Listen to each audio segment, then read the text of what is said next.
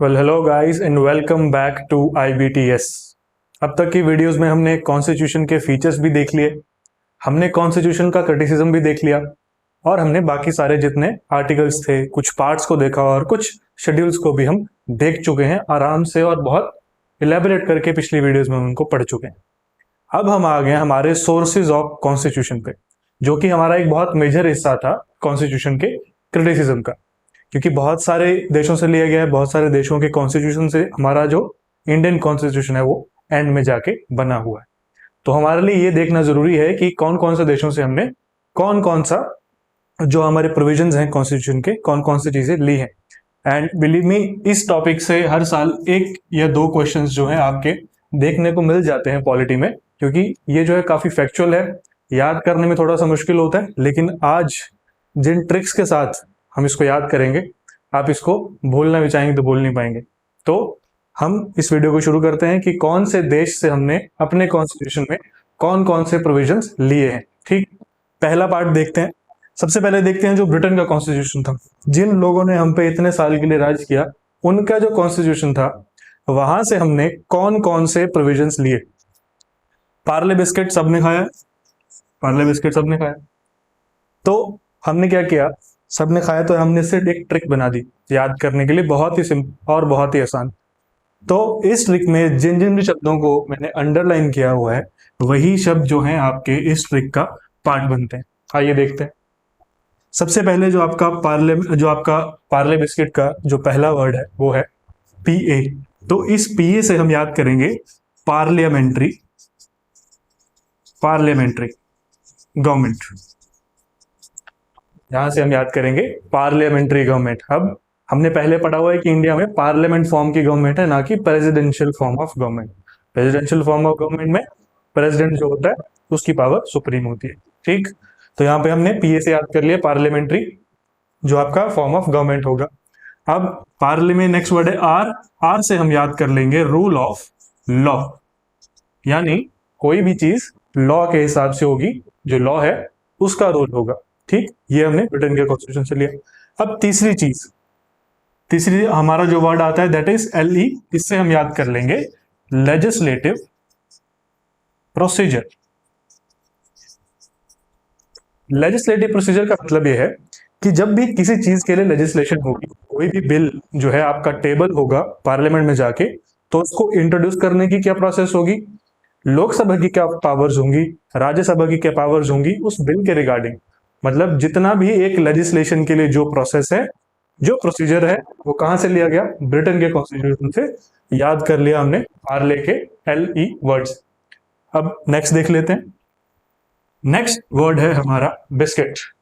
ठीक, तो इस वर्ड में हम पहले चीज देख लेंगे जो है BI से हम याद करेंगे by cameral legislature, by cameral legislature.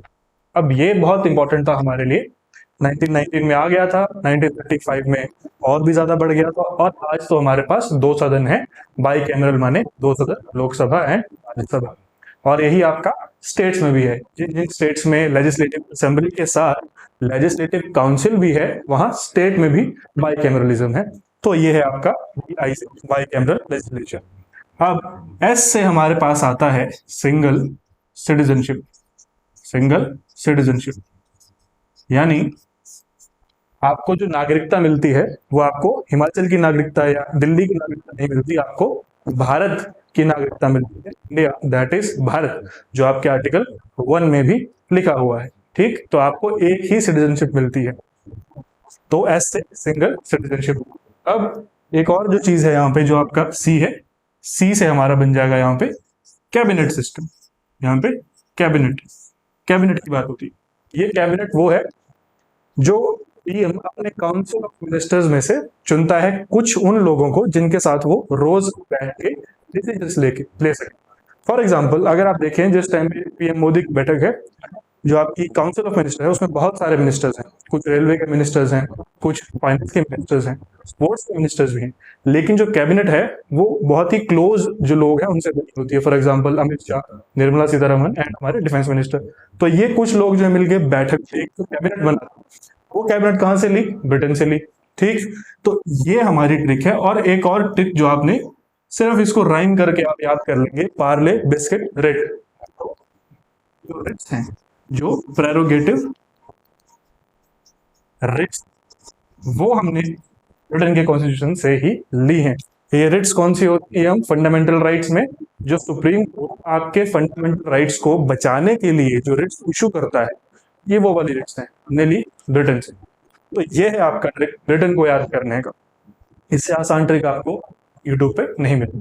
ठीक, अब चलते हैं हमारे नेक्स्ट कंट्री की तरफ, जहां से हमने कुछ और प्रोविजंस लिए हमारे कॉन्स्टिट्यूशन के। नेक्स्ट हमने आयरिश कॉन्स्टिट्यूशन से कौन से प्रोविजंस लिए हैं, उसको एक और ट्रिक जो है हमारे पास से याद करेंगे। ट्रिक है L is DP is nominated number 1। ये किसी औरत का नाम है। L S DP is nominated number 1। आज के इंस्टाग्राम और फेसबुक की दुनिया में जो आपकी डीपी है, अगर वो नंबर 1 नॉमिनेट हो जाए क्या बात है। तो L S DP is nominated number 1। हमें क्या करना है, एक सिंपल सी ट्रिक याद रखनी है, और याद रखना ये आयरिश की हम बात कर, आयरिश कॉन्स्टिट्यूशन से हमने ये कुछ चीजें ली। अब इसमें ट्रिक कौन कौन सी है? L A DP and nominated, सिर्फ ये 3 चीज। तो एल ए से हमारा बन जाएगा इलेक्शन। इलेक्शन किसका? प्रेसिडेंट का। इलेक्शन ऑफ द प्रेसिडेंट किस तरह से होगा, क्या प्रोसीजर रहेगा, वो हमने आयरिश कॉन्स्टिट्यूशन लिया। एक जो डीपी है, इससे आपको याद रखना है कि जो हमारे कॉन्स्टिट्यूशन में डीपीएस पे आता है, पार्ट 4 है, वो हमने कहां से लिया? ब्रिटेन से लिया। डीपीएसपी जो है, they are directive principles of state policy, they are directions to the state government कि आपको कौन से काम करने हैं। तो ये आपका डीपीएसपी हमने ब्रिटेन से, अपना आयरिश कॉन्स्टिट्यूशन से हमने ले लिया। नॉमिनेटेड का मतलब है कि जो आपके कुछ नॉमिनेटेड मेंबर्स हैं राज्यसभा में, वो कौन होंगे, कितने होंगे, और कौन उनको अपॉइंट करेगा। जो आपके नॉमिनेटेड मेंबर्स हैं राज्यसभा में, पता है राज्यसभा में कुछ सीट्स जो होती है उनपे आपका जो प्रेसिडेंट है वो अपॉइंट करता है, वो नॉमिनेट करता है कुछ लोगों को। फॉर एग्जाम्पल, अगर आपको याद हो तो सचिन तेंदुलकर जी भी हमारे राज्यसभा के सदस्य रह चुके हैं। इसीलिए यहाँ पे नॉमिनेशन वाला जो पार्ट है वो हमने आयरिश के आपके कॉन्स्टिट्यूशन लिया। तो ये थी एक आसान ट्रिक। अब चलते हैं नेक्स्ट जो हमारा कंट्री है, इस कंट्री की बात करेंगे, वो है कैनेडियन कॉन्स्टिट्यूशन। अब इसकी जो ट्रिक है हमारे पास वो है can I know feds address. ठीक, can I know feds address, क्या मैं फेड का पता जान सकता हूँ। और तो यहाँ पे जो नॉर्मल क्या होता है फॉरेन कंट्रीज में, यहाँ पर हमारे यहाँ पे हम पुलिस बोलते हैं, वो उसको फेड्स भी बोलते हैं। हाँ, तो यहाँ पे can I know feds address, simple trick. Can say आपको याद रखना है कि ये कहाँ की बात हो रही है? कनाडा की बात हो रही है। यहाँ पे आपको सब कुछ एक ही ट्रिक में मिल जाएगा। फेड से आपको याद रखना है कि हमारा जो फेडरेशन है, जो इंडिया का फेडरेशन है, ये विद अ स्ट्रॉन्ग सेंटर है। Federation with a strong centre अगर आपको पूछा जाता है तो आपको याद आना चाहिए can I know feds address, और federation with a strong centre कहां से लिया गया? कनाडा से। अब दो है, ये 2 वर्ड्स हैं, इनमें से आपको 2 चीजें याद रखनी है। एक एडवाइजरी ज्यूरिसडिक्शन, किसकी? सुप्रीम कोर्ट की। जो सुप्रीम कोर्ट एडवाइजरी ज्यूरिसडिक्शन देता है किसको? प्रेसिडेंट। प्रेसिडेंट को होती है तब। वो कहां से लिया गया? कनाडा के कॉन्स्टिट्यूशन से। यहाँ पे जो है ये है आपकी रेजिडुअरी पावर्स, एड्रेस के RESS से रेजिडुअरी पावर्स। हमने पढ़ा था कि जो आपकी रेजिडुअरी पावर्स होती हैं वो आपकी सेंटर के पास होती है ना, स्टेट के पास होती हैं, और ना ही कंकरेंट लिस्ट में होती हैं। रेजिडुअरी पावर्स वो होती हैं जो यूनियन, स्टेट और कंकरेंट तीनों ही लिस्ट में नहीं है। बाकी जितनी पावर्स बच गई, चाहे वो सेड है, चाहे वो बोली जाए, चाहे वो ना बोली जाए, वो सारी की सारी किसके पास होती हैं? यूनियन के पास। तो रेजिडुअरी पावर्स की जो बात थी वो आई आपकी कनाडा के कॉन्स्टिट्यूशन से। तो यहां तक आपकी 3 कंट्रीज हमने पढ़ ली, बहुत ही सिंपल। ऐसे ही हम सारी कंट्रीज को याद करेंगे और हमारा एक भी नंबर जो नहीं छूटेगा। अब ऑस्ट्रेलियन कॉन्स्टिट्यूशन में आपको सिर्फ 3 वर्ड याद हैं। अगर आपने थोड़ी बहुत ज्योग्राफी पढ़ी है तो आपको याद होगा कि ऑस्ट्रेलिया की तरफ से काफी करंट्स चलते हैं, तो वहीं से हम याद रख लेंगे 3 words: joint, current and trade, joint current trade. इन तीनों वर्ड्स आपका ऑस्ट्रेलिया के कॉन्स्टिट्यूशन के प्रोविजन आप खत्म कर लेंगे। तो पहला है ज्वाइंट, दूसरा है करंट और तीसरा है ट्रेड। करंट जो है उससे आप याद रखिए concurrent list. Concurrent list, concurrent list जो है कहां से ली गई, आपके ऑस्ट्रेलिया के कॉन्स्टिट्यूशन से। इसके पहले हमने पढ़ा रेजिडुअरी पावर्स कहां से ली गई, कनाडा के कॉन्स्टिट्यूशन से। ज्वाइंट जो है, ज्वाइंट का यहाँ का मतलब है कि जो ज्वाइंट सिटिंग होती है आपकी, ज्वाइंट सिटिंग लोकसभा और राज्यसभा, जब किसी बिल पे इतनी बहस हो जाए कि वो बिल ना लोकसभा मानने को तैयार है ना राज्यसभा मानने को तैयार है, अगर बिल इंपॉर्टेंट लगता है प्रेसिडेंट को, तो प्रेसिडेंट एक ज्वाइंट मीटिंग या फिर एक जो है ज्वाइंट सीटिंग जो है उसकी प्रोक्लेमेशन कर सकता है। जो दोनों हाउस हैं वो एक साथ बैठेंगे, ज्वाइंटली उस मुद्दे पे डिस्कस करेंगे और फिर उस पर वोटिंग करेंगे। अब इस केस में होता है कि जिस भी पार्टी की लोकसभा में मेजोरिटी होती है, क्योंकि सीट्स भी वहां ज्यादा है, राज्यसभा में सीट्स भी कम है, तो जब ये दोनों पार्टी, जब ये दोनों सदन साथ में आके बैठते हैं और वोटिंग होती है, तो जिसकी मेजोरिटी होती है वो जीत जाता है। तो इसलिए सीटिंग का जो प्रोविजन है वो हमारा लिया हमने ऑस्ट्रेलिया के। अब ये ट्रेड की बात यहाँ पे ये है कि जो हमारे कॉन्स्टिट्यूशन में ट्रेड, कॉमर्स, इस तरह की जो बातें और इस तरह के प्रोविजन है वो कहाँ से लिए हमने, ऑस्ट्रेलिया के कॉन्स्टिट्यूशन से। तो ये रहा हमारा ऑस्ट्रेलिया। अब बात करते हैं जर्मनी के कुछ। जर्मनी सुनते ही आपको दिमाग में आएगा हिटलर। कौन दिमाग में आएगा, हिटलर। हिटलर को दिमाग में आते ही याद आएगा वॉर, और वॉर से आपको याद आना चाहिए कि जब वॉर होती है तो हमारे पास कोई राइट होते नहीं है। इवन हमारी इमरजेंसी अगर लागू हो जाए तो हमारे पास फंडामेंटल राइट्स बचते नहीं है, except two which are 20 and 21। ये फंडामेंटल राइट्स आपके वॉर, आपकी जो इमरजेंसी है उसके दौरान भी आपके पास होते हैं, and you have the right move to go अगर आपके ये दो फंडामेंटल राइट्स आपसे छीने जाते हैं। और डिटेल में और बहुत आराम से इसको पढ़ेंगे हम फंडामेंटल राइट्स वाले। अभी इस पे ध्यान दीजिए कि हिटलर हिटलर ने क्या किया। वॉर की याद आती है हमें हिटलर सुन के। हिटलर और वॉर का मतलब होता है कि वॉर में, या फिर अगर मैं बात करूं इमरजेंसी की, तो इसमें क्या होता है, जो आपके फंडामेंटल राइट्स हैं वो सस्पेंड हो जाते हैं। तो बस यही चीज जो है ना, यही चीज जो है, यही हमने जर्मनी के कॉन्स्टिट्यूशन से ली। क्या लिया कि जो फंडामेंटल राइट्स है they will be suspended during an emergency. ये जो हमने चीज ली ये हमने जर्मनी के कॉन्स्टिट्यूशन से ली। तो यहां तक हमारी 5 कंट्रीज कंप्लीट होती हैं। अब देखते हैं आगे वाली जो हमारी कंट्रीज बची हैं उनको। कोई भी सपना साकार करने के लिए सबसे जरूरी है सही कोच का होना। चुनिए IBTS इंस्टीट्यूट को और करें अपने HAS एंड अलाइड सर्विसेज का सपना साकार। Download the app now. तो अब हम देखते हैं जो हमारे बाकी सोर्सेज ऑफ कॉन्स्टिट्यूशन। यहाँ पे हमने लिखा है USSR।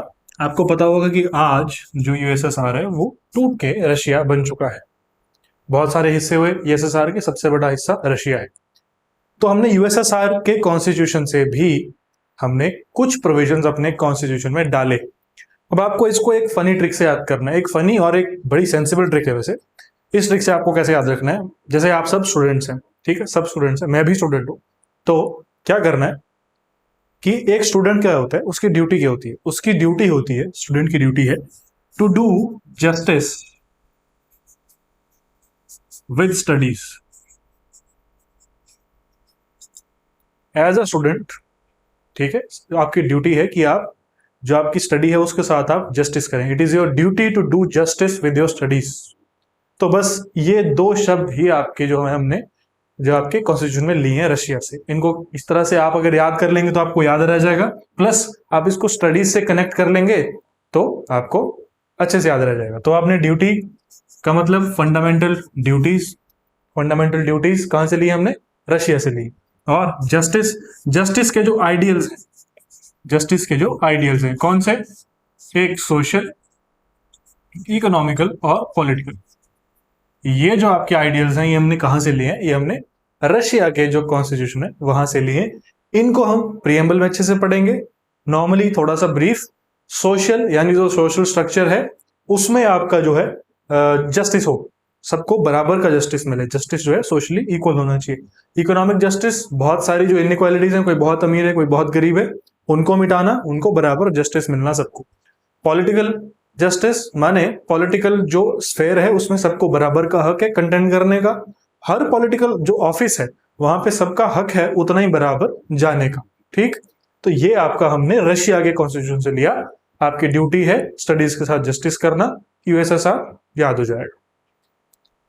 अब नेक्स्ट है हमारा, नेक्स्ट कंट्री जो है इट इज फ्रांस। फ्रांस जो है हमने सुना है फ्रेंच रिपब्लिक, फ्रेंच रिपब्लिक, तो रिपब्लिक तो हम सीधा यहीं से याद रख लेंगे। फ्रेंच रिपब्लिक हमने सुना है, हम यहां से याद कर लेंगे रिपब्लिक। रिपब्लिक का मतलब है, देखिए पार्लियामेंट्री जो डेमोक्रेसी होती है उसमें दो तरह का डिवीजन होता है। एक है आपका जहां पे आपकी मोनार्की होती है, यानी कोई किंग होगा, ऐसा किंग जिसकी जो हेरिडिटरी है वही आगे चलता रहेगा, जैसे इंग्लैंड के केस में आप देखिए क्वीन है वही आगे चल रही है, तो वहां पे मोनार्की है। हमारी जो इंडियन डेमोक्रेसी है, हमने जो रिपब्लिक स्ट्रक्चर लिया है वो हमने कहां से लिया? फ्रांस से लिया। रिपब्लिक का माने हर किसी को बराबर का हक है इलेक्ट होके एक देश का हेड बनने का। तो मतलब रिपब्लिक जो होता है उसमें मोनार्की नहीं होती, ना कोई हेरिडिटरी होती है। इस देश का प्रेसिडेंट कोई भी बन सकता है। अगर आप सबसे अच्छा एग्जांपल इस टाइम पे जो ट्राइबल हमारी इस टाइम पे प्रेसिडेंट है, she is the first tribal woman to become the president, तो वो है आपका रिपब्लिक। तो ये हमने यहां से लिया। साथ में हमने ideals of liberty, liberty, equality and fraternity, इन तीनों को अभी आप स्क्रीन पे देख पा रहे होंगे कि आपका जो प्रियम्बल है उसमें लिबर्टी, इक्वालिटी और फ्रेटर्निटी, इन तीनों की बात हुई है। इन तीनों को कहां से लिया हमने? फ्रांस से लिया। इन तीनों में कौन कौन से चीजों की बात हुई वो हम प्रियम्बल में पढ़ेंगे। ठीक, तो ये आपका फ्रांस का हो गया। अब नेक्स्ट देखते हैं साउथ अफ्रीका। देखिए साउथ अफ्रीका जो है, जब भी मैं साउथ अफ्रीका बोल रहा हूं तो आपको याद आना चाहिए कि साउथ अफ्रीका में जो हालत है वो कितनी खराब है। या मेजरली आप अफ्रीका की बात करें तो अफ्रीका में पीने के लिए पानी नहीं है, खाने के लिए खाना नहीं है, और बहुत सारे लोग भूखमरी से मर रहे हैं। प्लस वहां पे टेररिज्म बहुत ज्यादा है, रेडिकलिज्म बहुत ज्यादा है, तो ये सब बहुत ज्यादा है। तो इसलिए साउथ अफ्रीका जब मैं आपको बोल रहा हूं तो आपको ये सब याद आ रहा है, तो हमें इसको चेंज करने की जरूरत है, हमें इसको ठीक करने की जरूरत है। तो ये जो चेंज करना, अगर मैं इसको कॉन्स्टिट्यूशनल टर्म्स में बोलूं तो चेंज करने को कॉन्स्टिट्यूशन में क्या बोला जाता है? अमेंडमेंट बोला जाता है। तो भाई हमें तो याद हो गया, हमें तो याद हो गया कि कॉन्स्टिट्यूशन में जो अमेंडमेंट की बात हुई है आर्टिकल 368 में, वो कहां से आई है? वो साउथ अफ्रीका से आई है। प्लस एक और चीज जो 99% स्टूडेंट्स मिस करते हैं, वो बात यह है कि मैंने आपको जब आयरिश कॉन्स्टिट्यूशन पढ़ाया तो मैंने आपको बोला कि आपको किस ट्रिक से याद करना है? LSDP is nominated number 1। तो वहां पे शब्द आता है नॉमिनेटेड, और ये नॉमिनेशन किसका हो रहा है? राज्यसभा के जो मेंबर्स हैं, जहां पे सचिन तेंदुलकर का हमने एग्जांपल समझा था। तो जो आपका आयरिश कॉन्स्टिट्यूशन है वो करता है आपका नॉमिनेशन कहां? राज्यसभा में। और जो आपका साउथ अफ्रीका का कॉन्स्टिट्यूशन है वो भाई इलेक्शन करेगा राज्यसभा में। राज्यसभा में जो मेंबर्स हैं वो किस तरह से इलेक्ट होके आएंगे? क्या वो डायरेक्टली इलेक्टेड होंगे? क्या मैं राज्यसभा के मेंबर के लिए वोट डाल सकता हूं जाके कि मेरे को ये बंदा राज्यसभा में चाहिए? नहीं। पर वो किस तरह से इलेक्ट होते हैं वो हम पार्लियामेंट वाले चैप्टर में पढ़ेंगे। अभी सिर्फ इतना याद रखना है, राज्यसभा में जो मेंबर इलेक्ट होंगे वो साउथ अफ्रीका की बात है। जहां नॉमिनेशन की बात है वो आयरिश जो कॉन्स्टिट्यूशन हमने वहां से वो प्रोविजन लिया। तो ये आपको याद रखना है, क्योंकि this is what I call a proper UPSC question. यहां से क्वेश्चन पूछे जाने की संभावना ज्यादा रहती है। अब चलते हैं हमारा नेक्स्ट देश है जिसकी मैं बात करना चाहूंगा, वो है हमारा USA, the United states of America. इस टाइम पे richest country in the world, कितना सारा इनके पास पैसा है, plus the first democracy also, political power बहुत ज्यादा है, आर्मी की पावर बहुत ज्यादा है। तो मैं आपको ये सब इसलिए बता रहा हूं क्योंकि आपको क्या समझना है, इसमें आपको ट्रिक से याद करना है। अब ट्रिक जितनी फनी होगी और जितनी वियर्ड होगी आपको उतनी ही अच्छे से वो चीजें याद रह जाएंगी। ट्रिक जितनी सेंसिबल होगी, जितनी भोली भाली होगी, हो सकता है एग्जाम के टाइम पे वो आपको भूल जाए क्योंकि आपने उसको पढ़ा है, बोरिंग ट्रिक थी, एग्जाम में याद नहीं आएगी। पर जहां भी इस तरह की ट्रिक्स होंगी जहां पे आपको या तो हंसी आ जाएगी या तो आपको लगेगा ये तो हो ही नहीं सकता, तो उस तरह की ट्रिक्स आपको एग्जाम के सेटिंग में याद रह जाती है। इसलिए यूएसए के जो सोर्सेज हम उनको कैसे याद करेंगे, कौन कौन से प्रोविजन हमने यूएसए से लिए, हम ऐसे याद करेंगे कि हम यूएसए के लोगों के बारे में याद करेंगे। अब देखिए यूएसए इतनी रिचेस्ट कंट्री है, तो हम याद करेंगे यार यूएसए के जो लोग हैं ना वो क्या करते हैं, वो अपना राइट समझते हैं। वो क्या समझते हैं? वो अपना राइट समझते हैं कि हम तो किसी को भी निकाल दें, कहीं से भी निकाल दें, और किसी को भी इम्पीच कर दें, किसी को भी रिमूव कर दें, ठीक है। और वो अपने आप को बहुत इंडिपेंडेंट समझते हैं। अगर आपको ये 4 वर्ड याद हो गए यूएसए के लोगों के साथ जोड़ के, तो my friends you have learn about the sources, about the provisions about of the constitution that we took from USA. क्या है? वो लोग समझते हैं कि भाई हमारा तो राइट है, हम किसी को भी निकाल दें, यानी इम्पीच कर दें, रिमूव कर दें, और हम तो भी इंडिपेंडेंट है, हमसे बड़ा इंडिपेंडेंट कौन है। तो ये है आपकी ट्रिक, ये है आपकी ट्रिक। राइट, यहां से मैं ले लूंगा फंडामेंटल राइट। और मैंने फंडामेंटल राइट के पहले जब कितनी बार भी बात की है, तो मैंने साथ में एक और बात की है कि प्रियम्बल जो है हमारा यूएसए का और इंडिया का जो प्रियम्बल है वो ऑलमोस्ट सिमिलर है। यदि आपको विश्वास नहीं आता तो आप स्क्रीन पे देखिए, ये रहा यूएसए का प्रियम्बल और फिर आप देखिए इंडिया का प्रियम्बल, तो दोनों सिमिलर है। ये बात आपको ध्यान रखनी है। तो इसलिए जो प्रियम्बल है वो भी हमने एक्चुअली आया तो ऑब्जेक्टिव रेजोल्यूशन से है, बट यूएसए वाले प्रियम्बल से इंस्पायर्ड है, तो ये हमें याद रखना है। अब जो आपका इम्पीचमेंट है, इम्पीचमेंट किसकी? इम्पीचमेंट सिर्फ एक बंदे के लिए यूज किया जाता है, जो कि है इंडिया का प्रेसिडेंट। तो इम्पीचमेंट रिमूवल किसकी बात हो रही है? ये बात हो रही है हाई कोर्ट की और सुप्रीम कोर्ट की। वो अपना फंडामेंटल राइट समझते हैं कि किसी को भी इम्पीच कर दें, किसी को भी रिमूव कर दें। क्यों? क्योंकि वो बड़े इंडिपेंडेंट है। अब इंडिपेंडेंट को आपको इसलिए याद रखना है क्योंकि मैंने आपको पहले बताया था जो फीचर्स में, कि जो यूएसए है, यूएसए की जो जुडिशरी है ना, वो सबसे पावरफुल है। जुडिशरी ऐसे ऐसे लॉज भी पास कर सकती है जिसका किसी ने सोचा ना। वहां पे जुडिशियल एक्टिविज्म भी ज्यादा है, मतलब जुडिशरी एक्टिव भी बहुत ज्यादा है। हमारे देश में उतनी ज्यादा एक्टिव नहीं है जुडिशरी। जुडिशरी जो है उतनी पावर नहीं जितनी यूएसए के पास है। लेकिन हाँ, हमारे देश में और यूएसए में जुडिशरी के केस में एक चीज जो है वो सिमिलर है कि हमारी जुडिशरी और इंडिया की जुडिशरी जो है वो दोनों ही इंडिपेंडेंट है अपने डिसीजंस लेने के लिए। वो स्टेट के अंडर नहीं है। मतलब एग्जीक्यूटिव यानी कि प्राइम मिनिस्टर, प्रेसिडेंट, ये सब आपके जस्टिस को इन्फ्लुएंस नहीं कर सकते। प्राइम मिनिस्टर साहब जाके जज के साथ बैठ के कोई डिसीजन नहीं ले सकते। ये होता है इंडिपेंडेंसी की। जुडिशरी जो है वो इंडिपेंडेंट है। कहां से लिया? यूएसए से लिया। तो ये आपको, मैं उम्मीद करता हूं कि आपको ये ट्रिक याद हो गई होगी। बहुत ही इजी ट्रिक थी जो आपको एग्जाम में याद रहेगी 110%। अब नेक्स्ट देखते हैं कि जो जापानीज कॉन्स्टिट्यूशन था वहां से हमने एक चीज ली जिसको कि हमने बोला procedure established by law. Procedure established by law एक होता है ये एक्चुअली क्या है? ये एक जुडिशरी की प्रोसेस टाइप है कि जो जुडिशरी है वो आपका किसी भी लॉ की वैलिडिटी को किस तरह से देखेगी। प्रोसीजर एस्टेब्लिश्ड बाय लॉ और ड्यू प्रोसेस, जो आपकी ड्यू प्रोसेस है। इन दोनों को मैंने सेलिएंट फीचर्स वाली वीडियो में बहुत ही डीपली एक्सप्लेन किया। आप जाके वो वीडियो देख सकते हैं, ठीक? तो यहां पे मैं उसको एक्सप्लेन नहीं करूंगा। अब हमारे पास बचता है सिर्फ एक सोर्स जो कि हम अभी देख लेते हैं। वो सोर्स है हमारा गवर्नमेंट ऑफ इंडिया एक्ट 1935। इस एक्ट से हमने अपने कॉन्स्टिट्यूशन में कौन कौन से प्रोविजंस लिए, वो है ये सब प्रोविजंस। अब इनको याद कैसे करेंगे? याद करेंगे बहुत ही सिंपल तरीके से। कैसे? कि अब देखिए, गवर्नमेंट ऑफ इंडिया एक्ट 1935 की एक वीडियो है हमारी, आप उस पर जाइए, एक बार वो वीडियो देखिए, आपको पहला पॉइंट समझ आ जाएगा कि फेडरल स्कीम जो थी वो क्यों आई थी। 1935 में आपका फेडरलिज्म के ऊपर काफी जोर था। आपकी जो लिस्ट थी उसको फेडरल लिस्ट, आपकी जो प्रोविंशियल लिस्ट और कंकरेंट लिस्ट, इन तीनों लिस्ट में डिवाइड कर दिया गया था आपके पावर्स को। तो ट्रू डिवीजन ऑफ पावर में मिला था। तो यहीं से हमारा जो फेडरल स्कीम है उसको आप याद कर सकते हैं। This is just a trick. वहां पे डिवीजन ऑफ पावर हुआ था, जैसे आज यूनियन, स्टेट और कंकरेंट लिस्ट है, वहां पे फेडरल, प्रोविंशियल और कंकरेंट लिस्ट आई थी। तो वहां से हम याद कर सकते हैं कि यार फेडरल स्कीम अगर मुझे पेपर में आ गया तो मुझे याद आना चाहिए कि 1935 के एक्ट में हमारा जो था प्रॉपर एक फेडरेशन बनाने का चांस हमें मिला था। तो वहां से हम इसको याद कर सकते। अब दूसरी चीज, गवर्नर कैसे याद करें? आपने कितनी बार ये हिस्टोरिकल पर्सपेक्टिव पढ़ा होगा, हमारी वीडियोस देखी होंगी, तो आपको एक चीज बार बार सुनने मिली होगी, governor of Bengal, governor general of India, governor this, governor that. जब इतना गवर्नर सुना ही है तो ऑफिस ऑफ गवर्नर जो है वो भी तो हमने वहीं से लिया होगा। तो ऑफिस ऑफ गवर्नर भी हमने 1935 के एक्ट से लिया है, ठीक? तो उसके बाद आता है जुडिशरी। जुडिशरी जो है आप उसको याद कर सकते हैं सिंपली इस वजह से, क्योंकि जुडिशरी जो थी उसको पावर नहीं थी शुरू में ब्रिटिशर्स के पास। तो 1935 के एक्ट से जो जुडिशरी का स्ट्रक्चर है वो हमने यहां से लिया था 35 से।